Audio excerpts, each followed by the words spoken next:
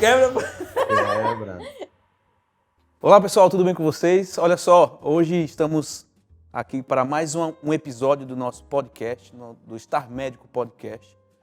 No programa de hoje, nós contamos com a presença do nosso ilustre convidado, Dr. Aderval. Aderval é médico formado pela Faculdade de Medicina da Universidade Federal de Alagoas, anestesiologista pelo Hospital Universitário da Universidade Federal de Alagoas e, me corrija se eu estiver enganado, também é mestre pela Faculdade de Medicina, correto? Pela Uncisal. Pela Uncisal, seu mestrado é pela Uncisal. Exatamente. Perfeito. Então, Aderval, quero te apresentar Marcelo, vocês não se conheciam pessoalmente. Prazer, viu? Aderval Marcelo, Marcelo Aderval. Conheço o Aderval de longa data. Que bom. Ele já era staff Das antigas, né? anestesiologia quando eu era residente, tanto Uau. da cirurgia geral quanto da proctologia lá no Hospital Universitário. E todo Maravilha. novinho, verdinho, né? Uma coisa Isso. maravilhosa.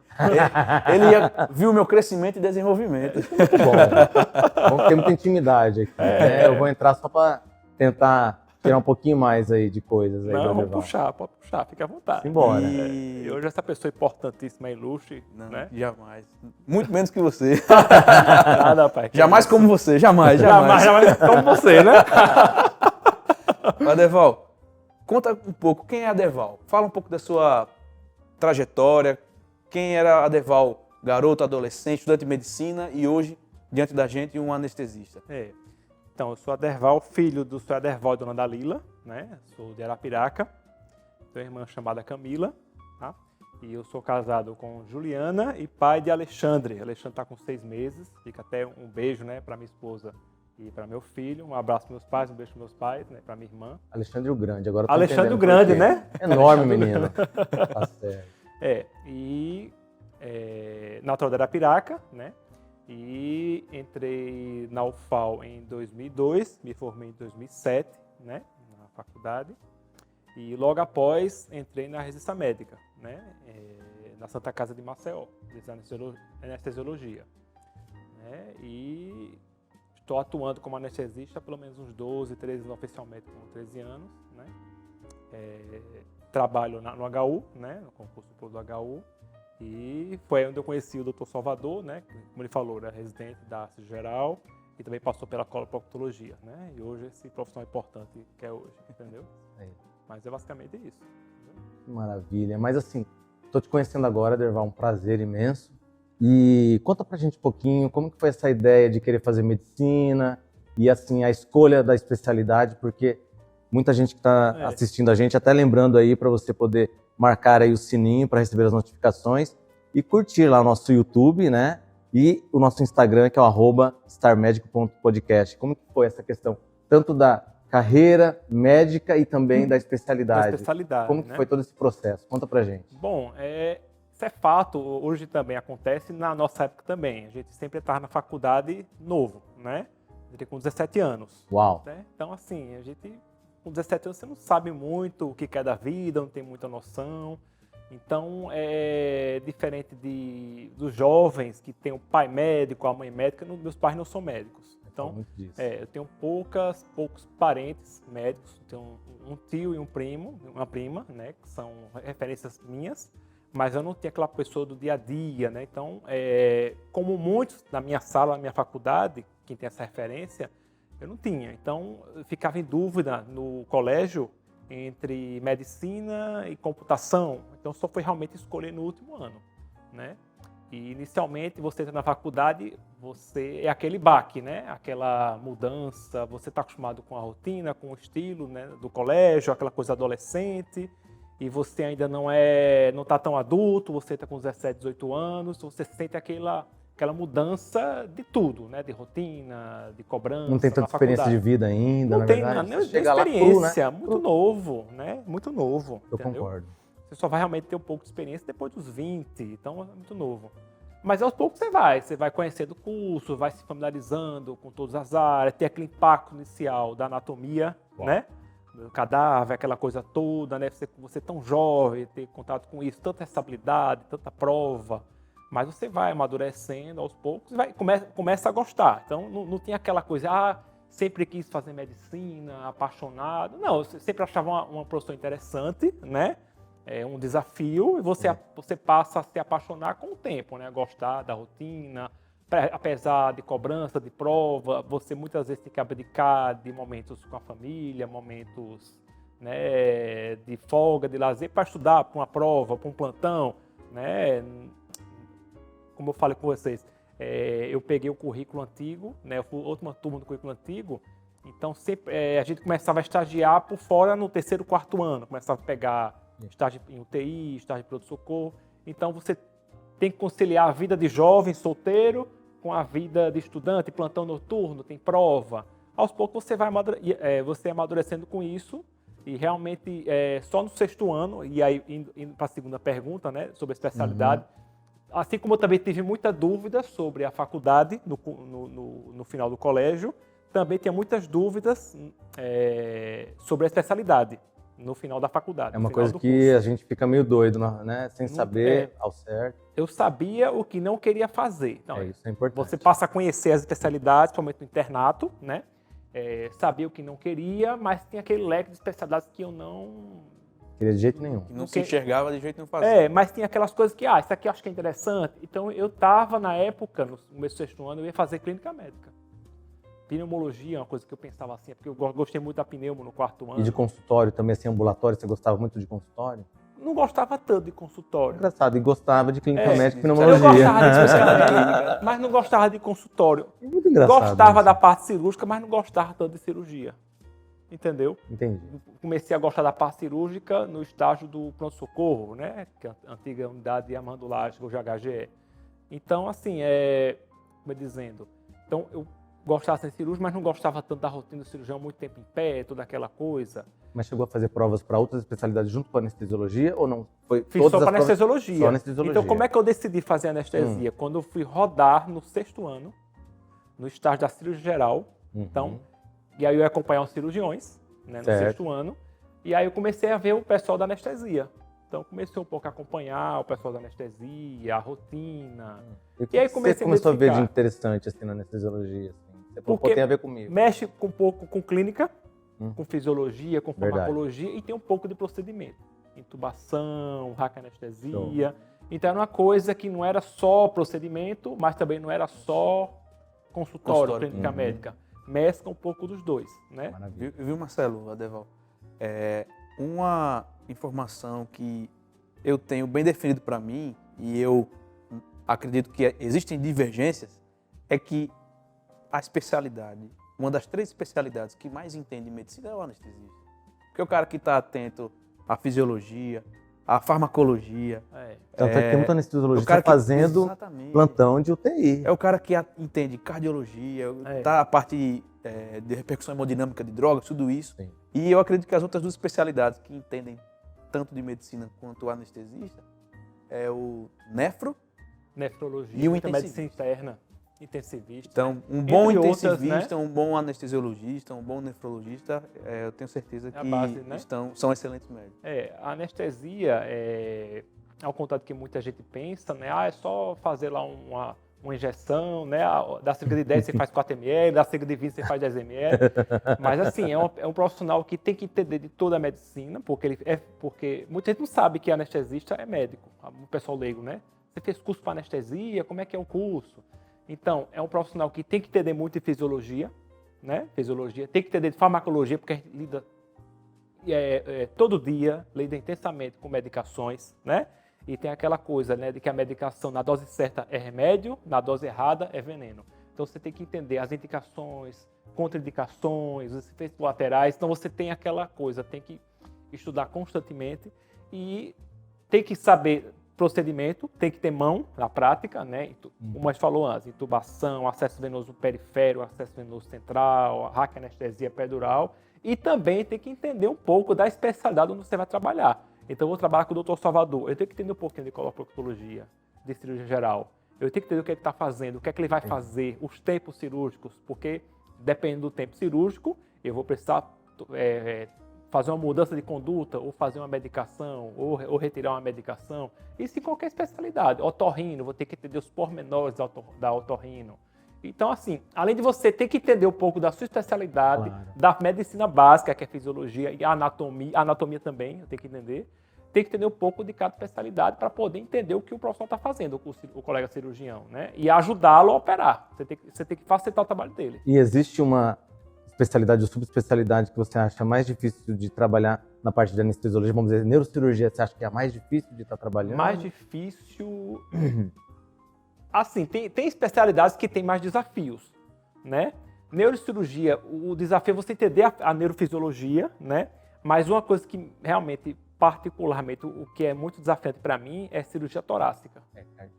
Cirurgia cardíaca também, cirurgia pulmonar, porque geralmente o paciente não está em boas condições, porque ele vai operar o coração, vai operar o pulmão, né? E nem sempre vai estar nas melhores condições, porque ele precisa da cirurgia para poder melhorar a condição. Às vezes até uma toratomia assim, de urgência, né? De emergência. Exatamente. Urgência aí você tem que pensar salvar a vida, urgência, né? E a cirurgia cardíaca é um paciente vai ser submetido a uma cirurgia de grande porte e com status performance péssimo. Exatamente, uma cirurgia de reavação do miocárdio, né?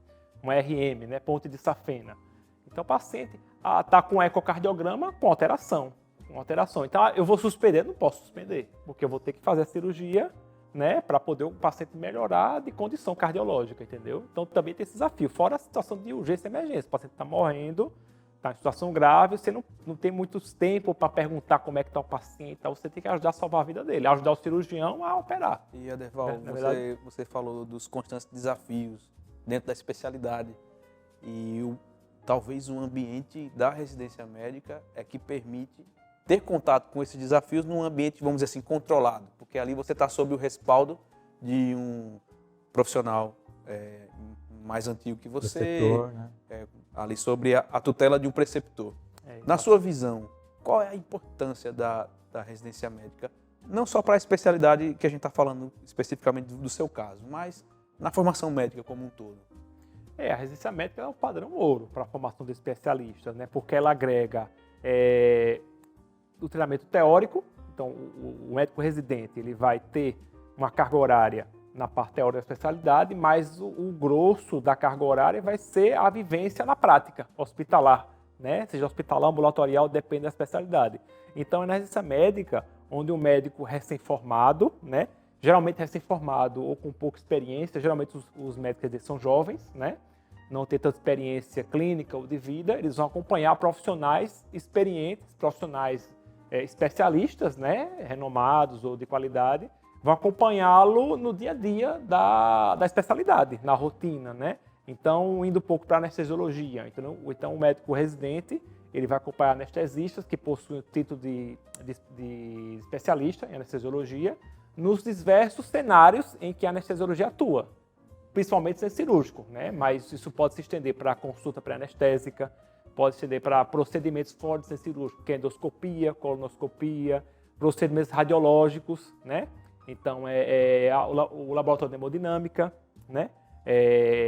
Ressonância magnética, né? Então, todas as especialidades cirúrgicas, né, que necessitam da anestesiologia, que o paciente fique anestesiado ou sedado, é a área de atuação do anestesista. Puxando um ganchinho um pouco em relação a isso da residência médica, até saindo um pouquinho do meu roteiro aqui, do nosso roteiro, eu queria saber por que tem essa diferença de anos de residência médica, vamos dizer. Lá na Espanha, vamos dizer, dermatologia, são 4, 5 anos. Aqui no Brasil, hoje são 3, mas eram 2 anos. Aí, nos Estados Unidos, são tantos anos. Você que estudou no teu mestrado um pouquinho sobre essa questão da residência, chegou a estudar um pouquinho por que tem essa diferença? Até mesmo porque muitas pessoas comentam, né, Salvador, para quem já revalidou fora, ou até mesmo para quem fez uma mobilidade acadêmica, fez o internato uma parte lá fora e tudo mais, percebe essa diferença da parte teórica e prática. Aqui no Brasil a gente tem muito mão na massa. Como você falou, que a residência dá muita prática no dia a dia, ali ambulatorialmente, ou até mesmo no centro cirúrgico. Você acha que essa diferença acontece por que será? Porque tem a escola americana, a escola francesa de medicina? E outra, Aderval, antes de você responder, tem uma informação que, não sei se você é contemporâneo disso, mas eu sei de ouvir falar, que a própria residência de anestesia aqui no Brasil, ela era 2 anos, até não muito tempo atrás. Era. Ela passou a ser 3 anos, tem alguns anos. Exatamente. Se eu não me engano, em 2002 passou. Inicialmente, porque a residência médica, né, deixa eu só voltar um pouquinho. Volta um pouquinho. A residência médica, ela começou, se eu não me engano, no final da década de 70, né? Como conhecemos hoje, né? Então, antigamente, os médicos recém-formados eles faziam estágio, né? Acompanhavam os profissionais experientes, né? Durante 1 ano ou 2, se não me engano, a cirurgia antigamente era 1 ano, a anestesia 1 ano, né? E aí recebiam um diploma, um certificado e iam atuar, né, nos seus locais de trabalho.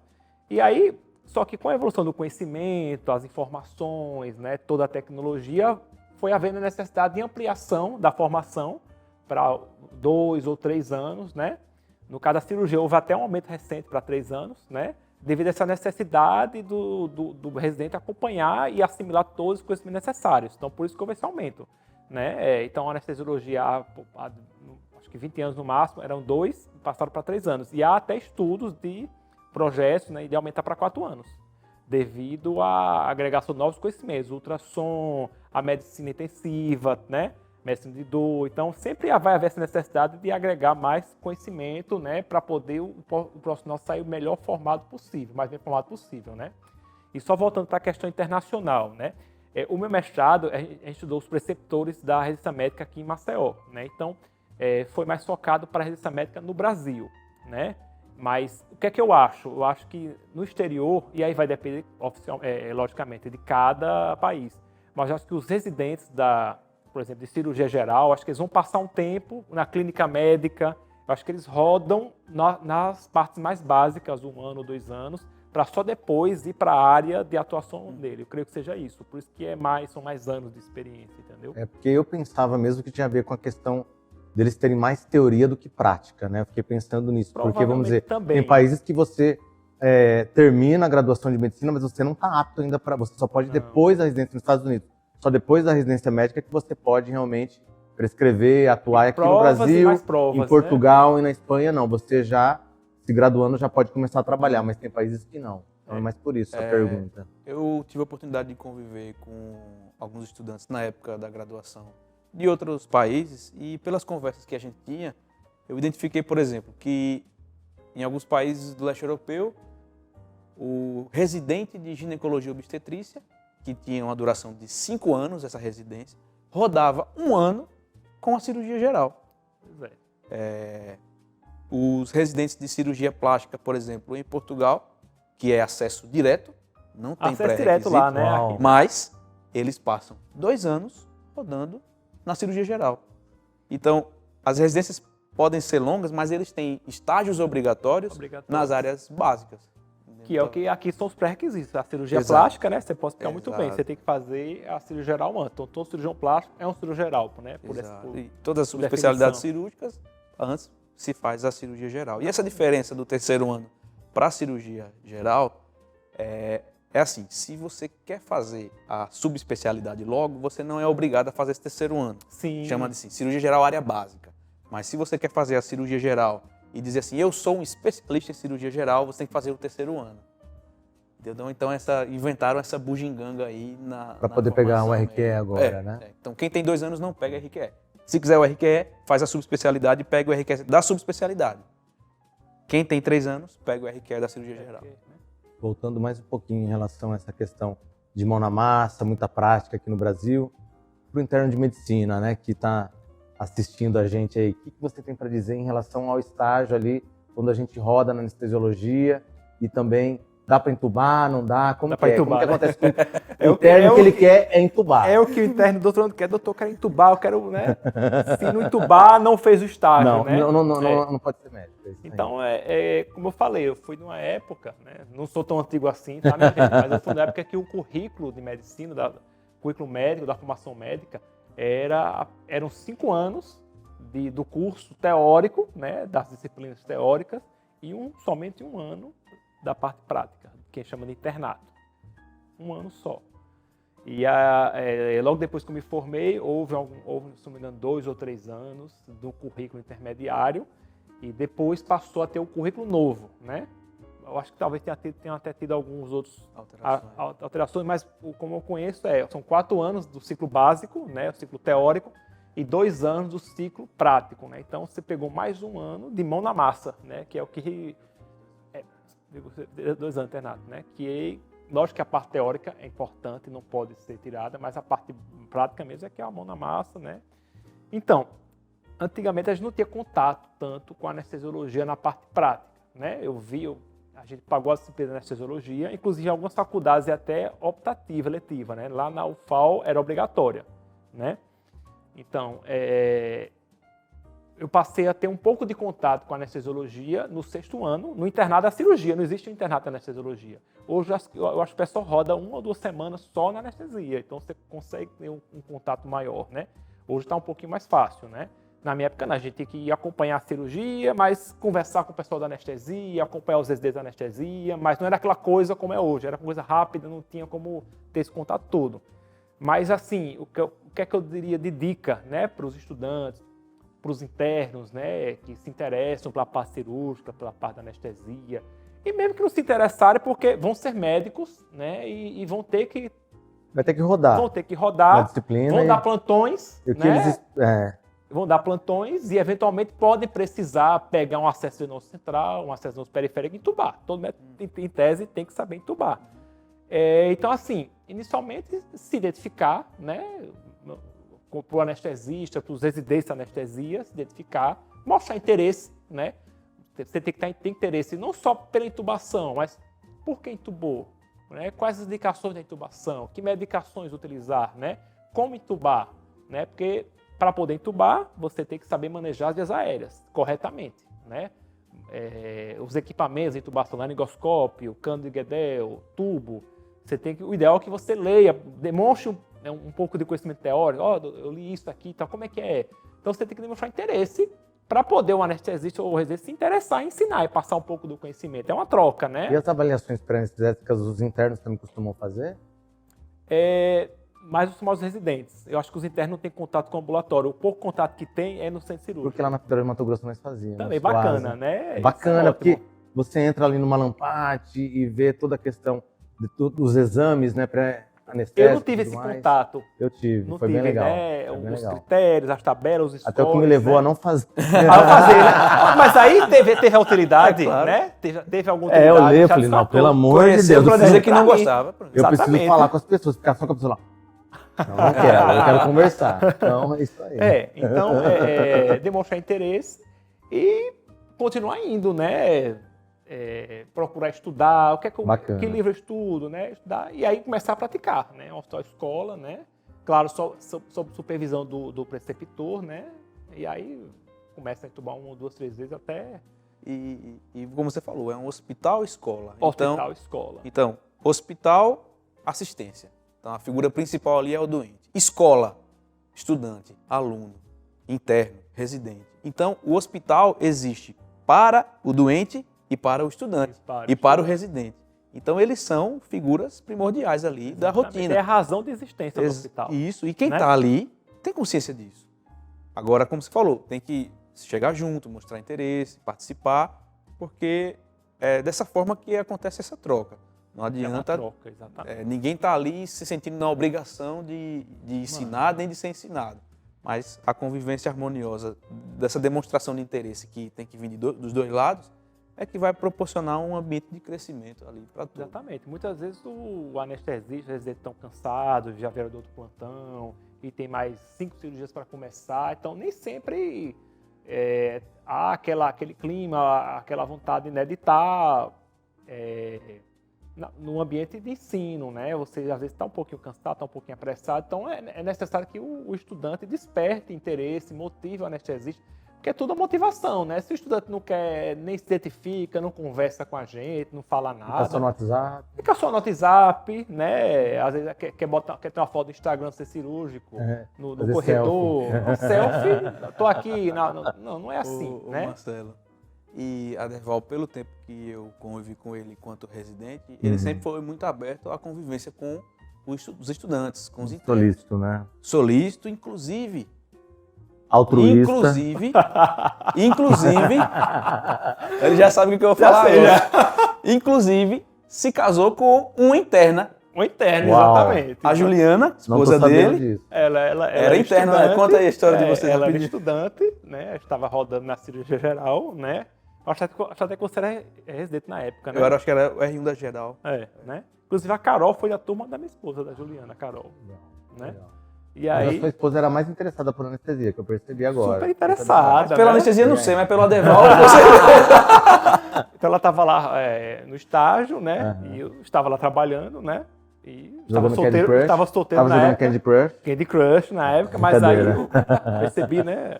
Estudante, né, jovem, bonito e tal. Claro. Né, começou a conversar e aí casamos. Que maravilha. Assim do nada casou. Do nada casamos, Agora, essa questão daí que nós conversamos sobre a avaliação pré-anestésica, que eu tive a oportunidade de participar, como que é essa questão em relação ao estudante de medicina? O que ele pode esperar dessa relação médico-paciente, assim, aprendendo com vocês? Lógico, porque eu acho que é uma troca diferente de um ambulatório, mas ao mesmo tempo que você ali faz todo esse acompanhamento do pré até o momento da cirurgia, depois a RPA, não é verdade? Depois o Então, pós-operatório também. Quase pegando na mão do paciente. Então, assim, como que é toda essa questão aí para o estudante poder se envolver e o que ele tem para aprender com tudo isso aí na área da anestesiologia? Como você falou, então olha só quantos momentos de contato entre o anestesista e o paciente e olha só as possibilidades de aprendizado para o que você tem que passar estudante. para o paciente, né? A Exatamente. confiança, né? Porque tem uns que são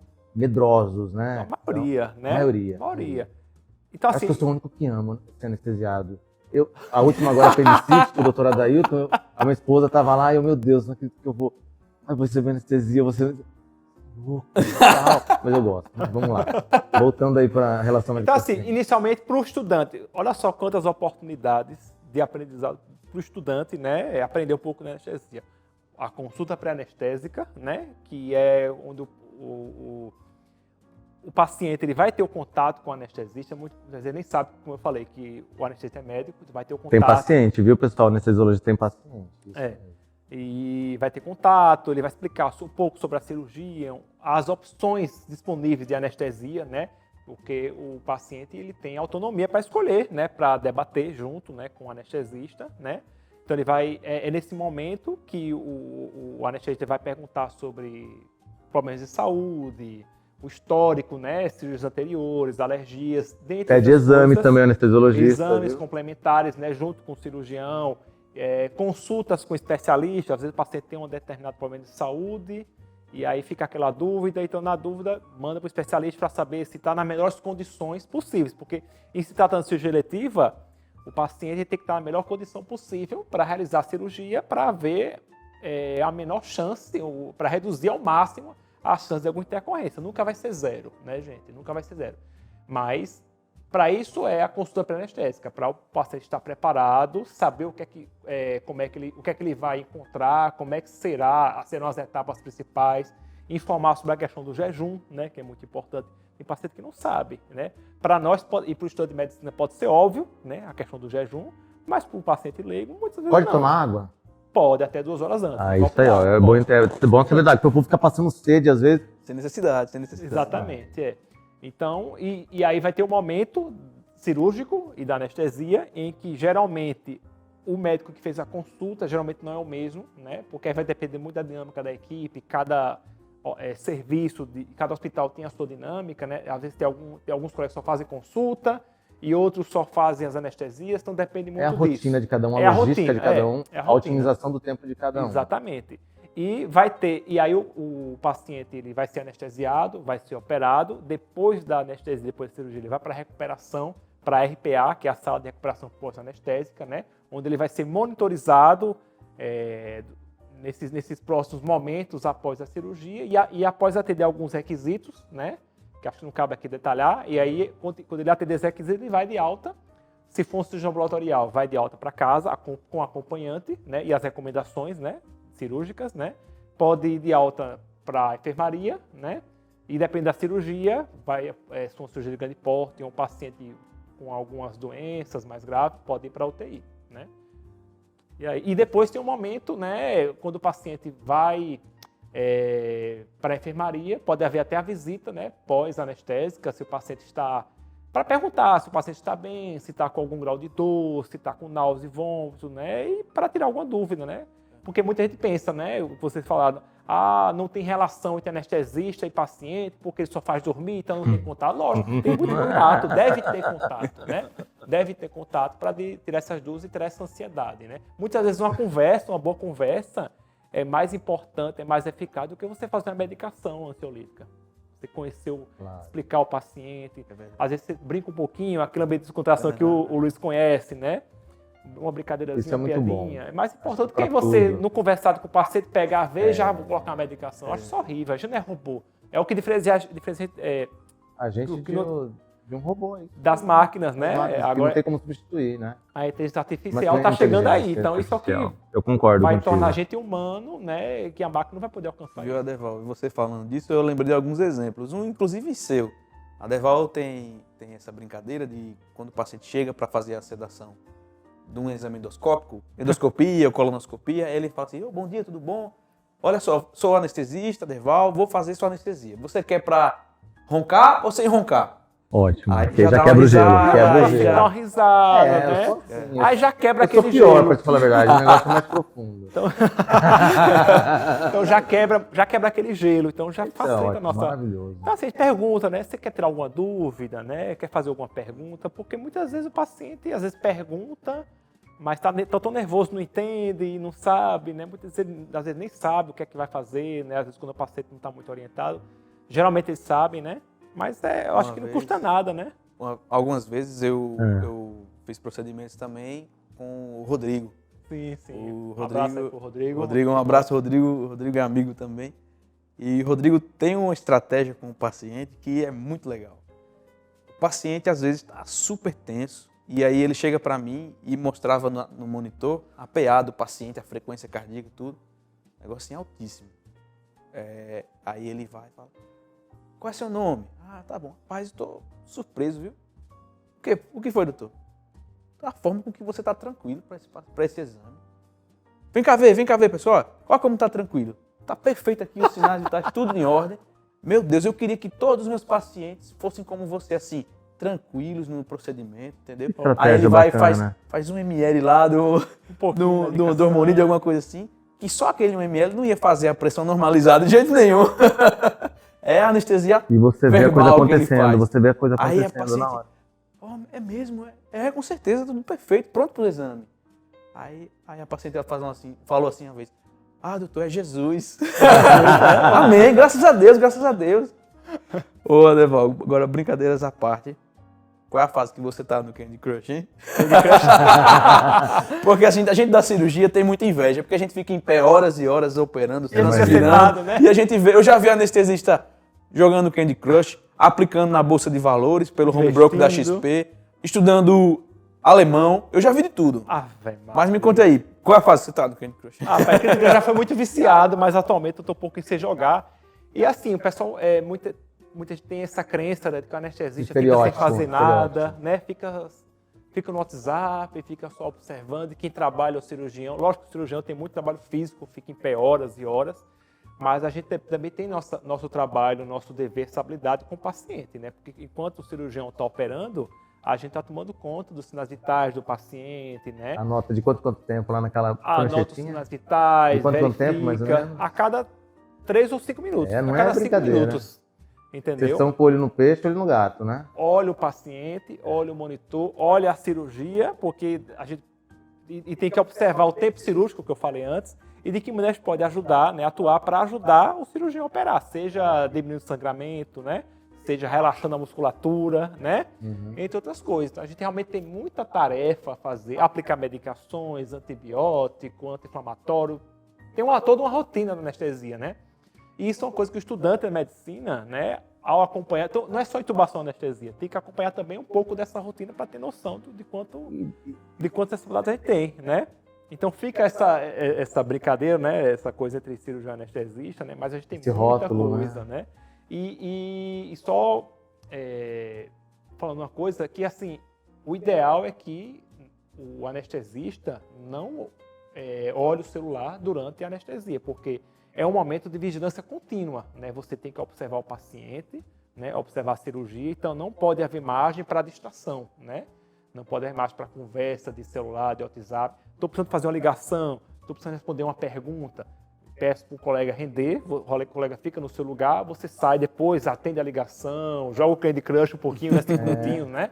Vai ao banheiro, depois você volta, né? Porque naquele momento de sala, né? É claro que a gente tem que brincar, deve brincar uma piadinha, uma coisa, mas é um momento de seriedade, né? Porque tem uma vida em jogo, né? Sendo operada, né? E já É nesse tudo isso. assunto, tem alguma história bacana, assim, engraçada, ou em relação ao cirurgião com o anestesiologista, ou fora mesmo, às vezes com o interno, ou no ambulatório de pré-anestesia, no RPA, alguma coisa engraçada que sempre acontece? Não, uma coisa engraçada que acho que até que o aconteceu já Salvador contigo? fala, né? Uma coisa engraçada, porque tem uma medicação chamada bloqueador muscular, né? Um relaxante muscular. Certo. Então, realmente tem situações que o cirurgião, para poder operar bem, ele até ri, já sabe, né? Ele tem que operar, para ele poder operar, visualizar as estruturas, tem que estar relaxado para poder dar campo cirúrgico, né? Então tem muito cirurgião, isso era muito antigamente também, é? né? Olha, aqui tá tenso, tá duro aqui a musculatura, faz aí um relaxante. A hora que você faz água destilada.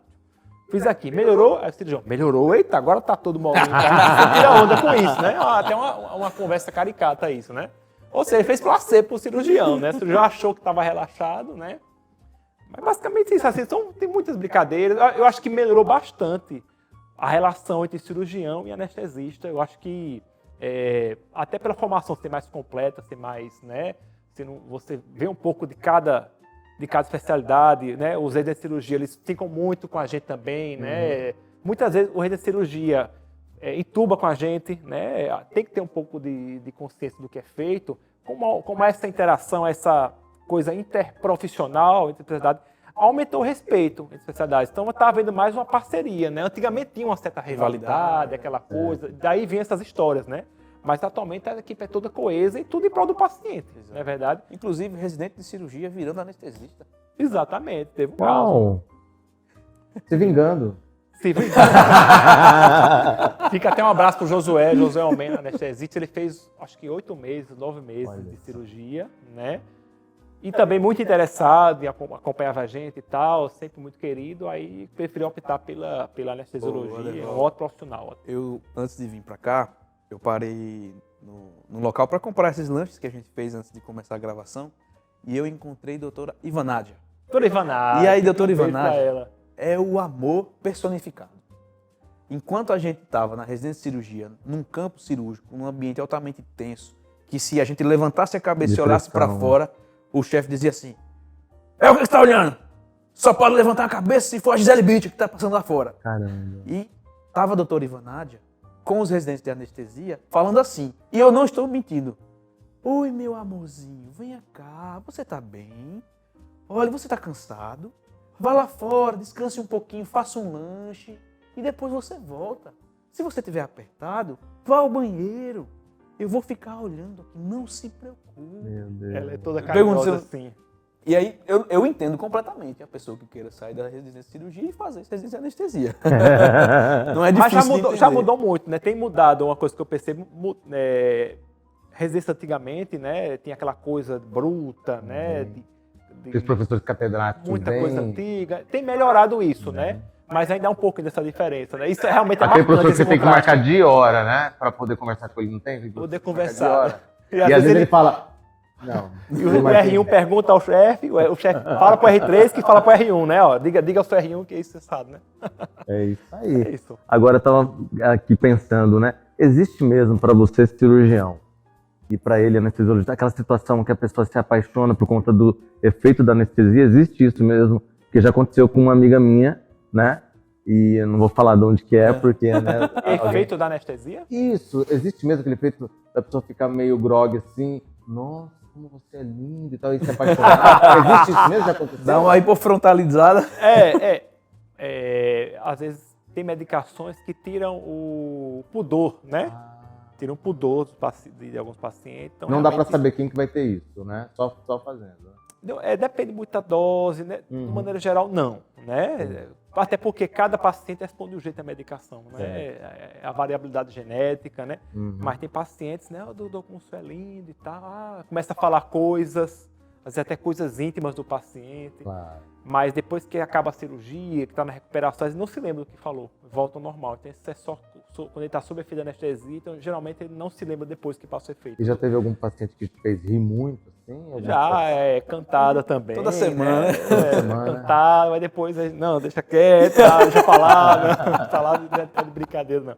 Mas pode causar esse efeito, né? As medicações, lida com muita medicação. Às vezes o paciente toma medicações, interage com as nossas medicações, então muita gente não sabe o que é que vai acontecer lá, né? Na cabeça do paciente. E hoje o Aderval, né, atualmente está em que fase? Assim, está trabalhando mais em centro cirúrgico, ambulatório com dor, né? Porque também, para quem não sabe, o anestesiologista trabalha com dor crônica, né? Algo que realmente muitas pessoas sofrem hoje e nós temos um anestesiologista para poder estar tratando isso, né? Não sei se você trabalha com isso ou você está hoje em qual atuação hoje, que fase que você está?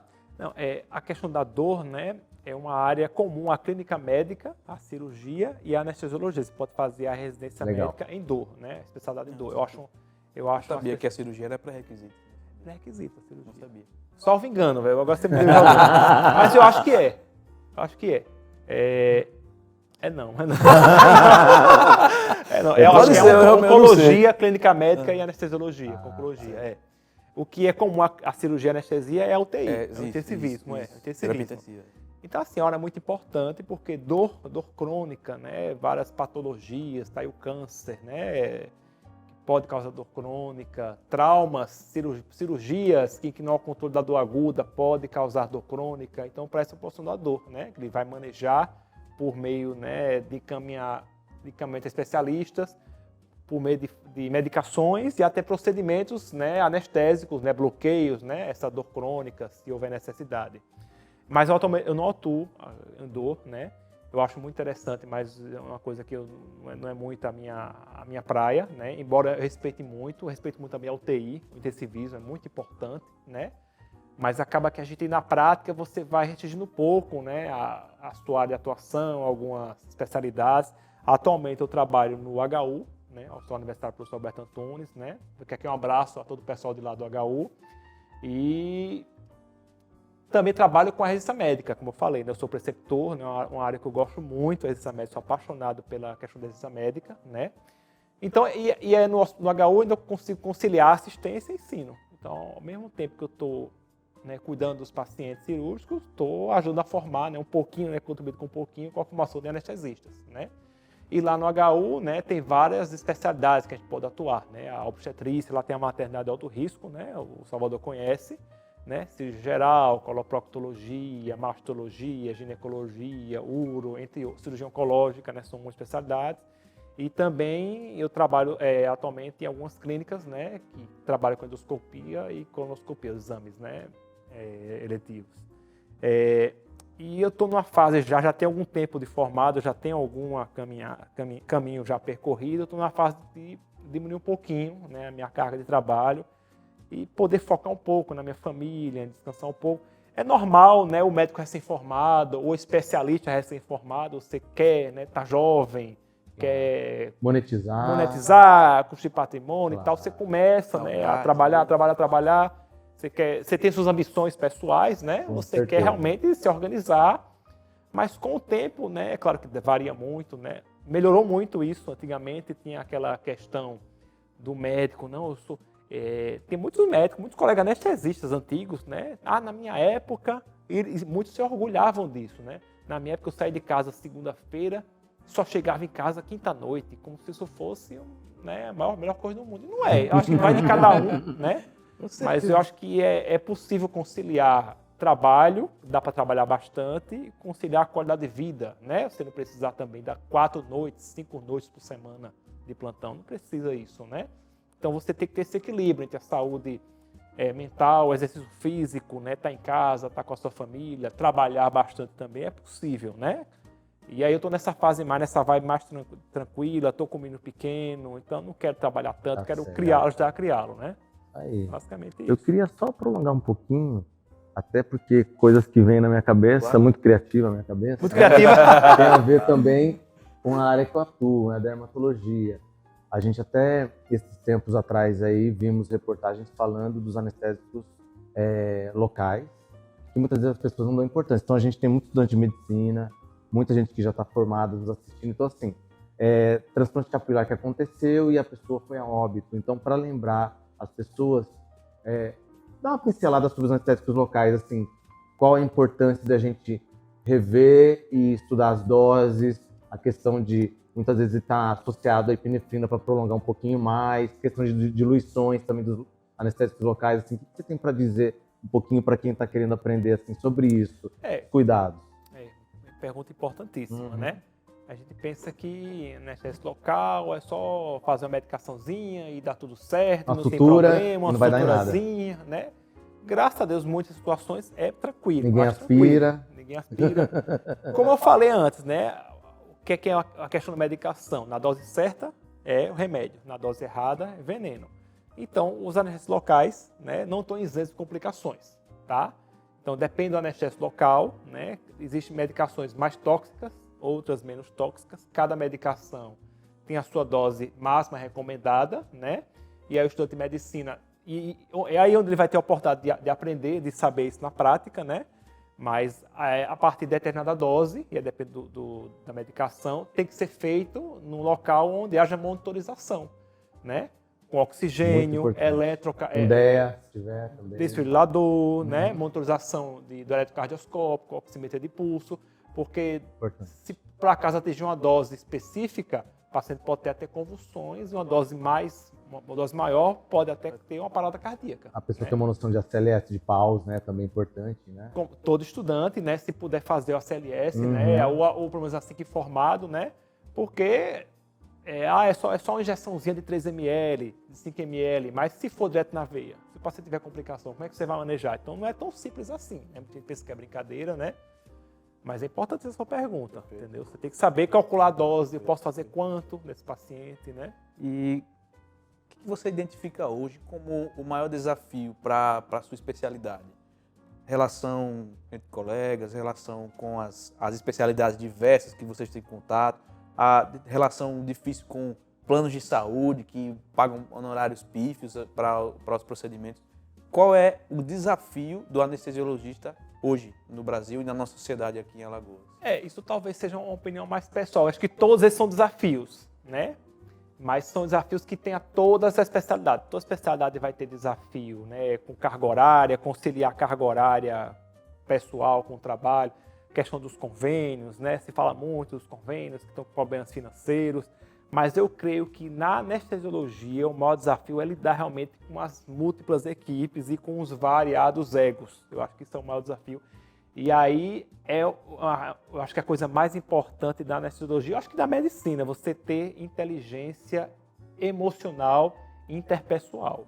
Você saber se relacionar bem com os colegas, com a equipe.